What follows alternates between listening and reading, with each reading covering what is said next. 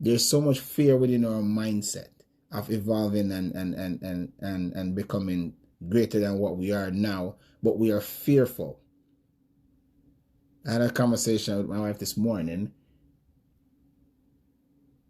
and it's crazy because in life, when you are transitioning to another level, another dimension, there's no way that you can make it there while holding on to something that's holding you back right now, while holding on to your past. No, it doesn't work like that. You have to let go off of this in order for you to get this. You can't have both worlds. You can't have the past and the present. You can't want it all and you're holding on to everything. No, you're going to have to let go off of something. You have to be able to lose something in order to gain this thing that you want. And a lot of us want your cake and eat it. A lot of us want the success. A lot of us want this new thing, but we are not willing to let go of the thing the things that are holding us back, the thing that's depriving us of our right to have what it is that we need. So for me, until we realize or until we reach that level of having that full confidence within yourselves. That's the reason why I said in life that anytime you find yourself being too comfortable about something, try to put yourself between a rock and a hard place in order to keep your motivation and to muster that courage to keep pushing on. Because the minute that we stop and we become stagnant, we're going to have problems.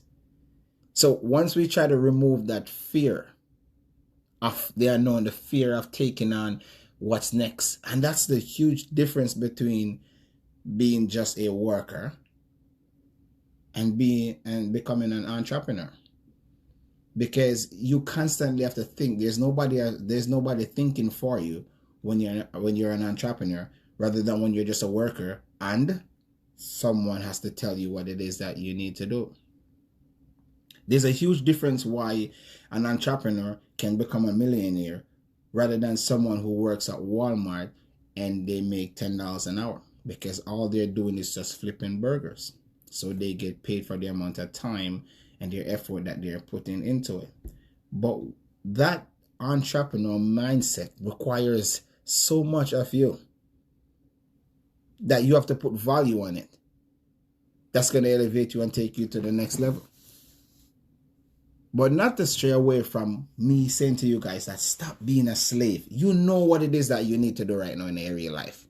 You question it and you get up every day like, yo, I know start. You know, some need to do this, me need to do that.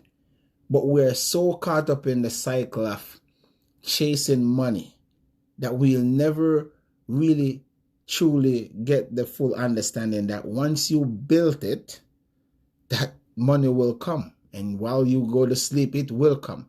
But as long as you're in this cycle of chasing and chasing and chasing money, you will never really have it. It's going to keep on running away from you, because just like the law of attraction, that likes attract likes, money attracts money. Once you start doing what you're supposed to be doing and putting yourself in positions, then you will attract that money in your real life.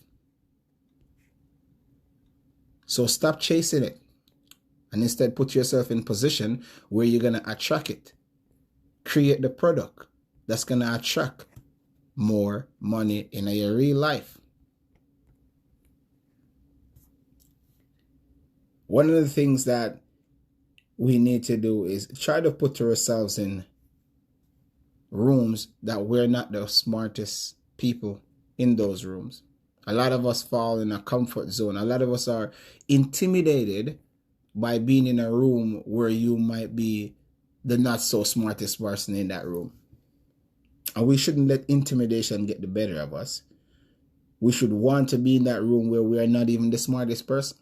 But we are so content and comfortable because we get that mutual feeling being in that room and being the smartest person in that room. And one of the most important thing about being the smartest person in the room is that there's no room to grow. Because who are you going to learn from? The people around you that are better? No.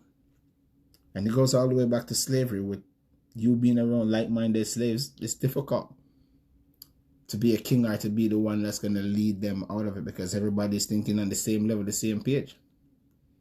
So it's important to understand that you're going to lose friends, you're going to lose family, you're going to lose a lot of people along the journey of trying to and wanting to becoming something greater than what you are now. Because the level that you're at, the mindset that you're at. Not everybody is there. And I don't know how much more I can tell that you're going to lose some people along the way. And it's not necessarily because of your fault, of your doing, like you're intentionally trying to. But it's just that people are not ready for where you're at and where you're going. So they're going to fall off. And just like taking a train, trying to get to your destination, there are people who's going to hop on and hop off and hop on and hop off. But the difference between you is you got to constantly go. Period. You can't be one of those where up on today, I want to do it tomorrow, I don't want to do it the next day, you want to do it. No.